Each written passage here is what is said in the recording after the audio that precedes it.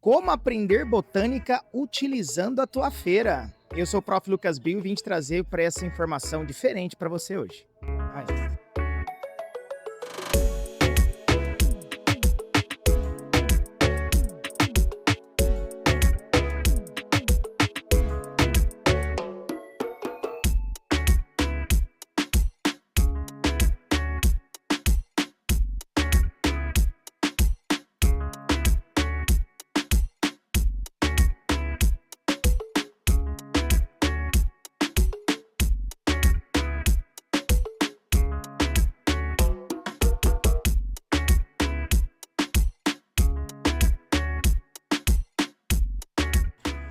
O interessante da feira é que você observa o comércio de produtores locais. Desta forma, consumindo produtos aqui nas feiras, né, comunitárias, você acaba fortalecendo os produtores locais em menor escala e que normalmente utilizam de técnicas agrícolas que são menos prejudiciais para o meio ambiente. Hoje aqui a gente vai fazer a escolha de alguns vegetais que você costumeiramente consegue encontrar aí no seu supermercado e alguns diferentões. Talvez eu traga até uma receita para vocês. Prof. Lucas Bill na gastronomia, será? Bora lá.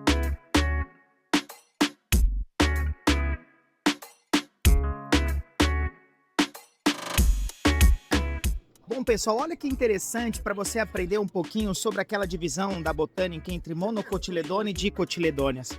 Aqui a gente encontrou, numa das bancas, as cebolinhas, que é um exemplo de monocotiledônea. Aqui você tem um maço para você poder plantar. Então, como que a gente sabe que essa planta ela é uma monocotiledônea? As suas folhas têm nervuras paralelas. Essas nervuras são aqueles conjuntos de vasos condutores, xilema e floema. E a raiz, o conjunto de raízes emerge de praticamente o mesmo ponto, aquela raiz fasciculada ou cabeleira que a gente conhece, característico desse grupo. Legal, né?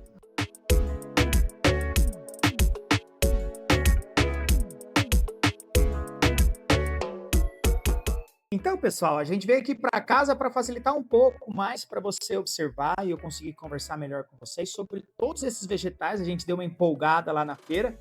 A gente vai observando a cor e o vegetal ali próximo e também, obviamente, o atendimento muito bem feito pelos atendentes lá, pelos feirantes, faz a gente comprar bastante coisa, né? Então, eu trouxe vários vegetais que nós conseguimos aprender um pouquinho sobre diferentes tipos de órgãos e suas funções para esses vegetais. Vamos lá. Vamos começar pelas raízes. A gente observa aqui pelo lado esquerdo a cenoura, o rabanete branco e o nabo.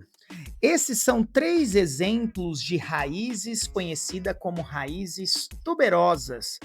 Para esses vegetais, essas raízes funcionam como um local de armazenamento de nutrientes, que normalmente eles utilizam para algum momento específico durante a vida do vegetal, que o sol não está suficiente, a quantidade de sais minerais no solo não está suficiente para ela fazer uma taxa fotossintética interessante para produzirem o seu próprio alimento. Sabe na fotossíntese, você aprende lá no ensino fundamental? Pois bem, então elas vão buscar nesses momentos de escassez esses nutrientes presentes nessas raízes tuberosas, tudo bem? Aqui a gente pode observar alguns tipos de nutrientes que podem ser armazenados. Vamos destacar, generalizar para facilitar. São carboidratos, né? Normalmente o amido, às vezes algum outro tipo de carboidrato, né, que a gente possa encontrar, mas o principal é o amido, que é o carboidrato de reserva normalmente comentado nos vegetais. Então, quando falta a glicose que está sendo produzida na fotossíntese, eu busco nessas raízes tuberosas esse nutriente. Para o canto de cá, bora lá, produtor. Nós temos um conjunto bem diverso de folhas. Nós temos a couve, temos também o agrião, tem a alface, eu tenho aqui no meio perdido o cheiro verde, né, que é a salsinha cebolinha, eu tenho a face roxa, a face normal, e também, por mais estranho que pareça, nós temos aqui três tipos de folhas especializadas.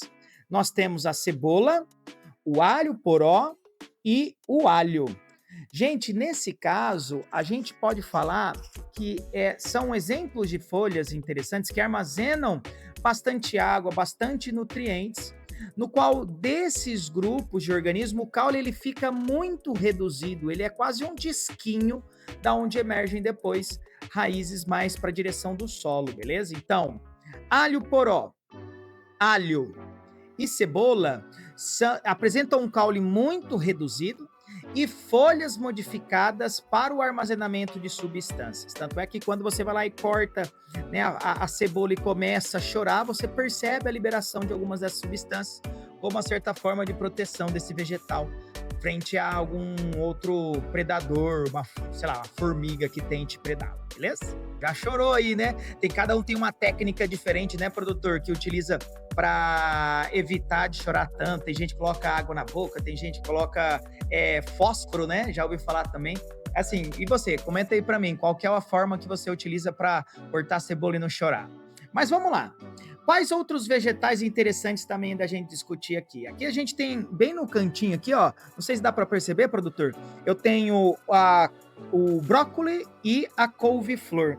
O interessante de se pensar que aqui são flores comestíveis, tanto que temos até a folha, né, do brócolis aqui para te apresentar. Esses dois vegetais, que são flores comestíveis, como eu acabei de dizer, são vegetais derivados de uma mesma planta. Então, os agricultores, os agrônomos, né, engenheiros agrônomos, eles foram aí trabalhando uma mesma planta e selecionando alguns cruzamentos a fim de alcançarem nesses vegetais tipos diferentes de estruturas e órgãos que poderiam se desenvolver e ser utilizados para a gastronomia. No caso desses, né, então no brócolis e na couve-flor, foram as flores, né?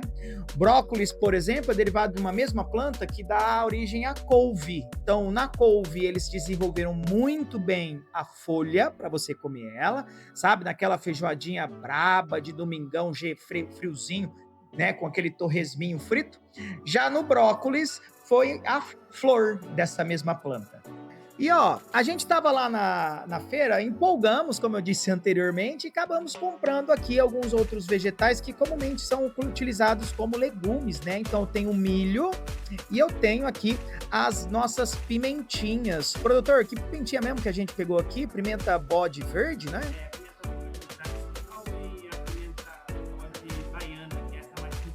Ah, então temos aqui, ó, pimenta bode tradicional e pimenta bode baiana, que ela é maiorzinha aqui. Só que nesse caso é um outro órgão vegetal que você está observando, que é o fruto, ok? Então aqui a gente tem o fruto, que é mais claro de se observar, e cada grãozinho desse do milho é um fruto que ele fica coladinho com a semente, né? Mas agora essa aula de frutos, meu amigo e minha amiga, vai ficar para uma próxima ocasião. Espero que você tenha gostado. Dá um compartilhar, uma curtida aqui. Apoie a educação na internet para a gente poder divulgar bastante ciência com alguma aplicabilidade no seu cotidiano. Eu sou o Prof. Lucas Bill. A gente se vê numa próxima. Beijo, tchau.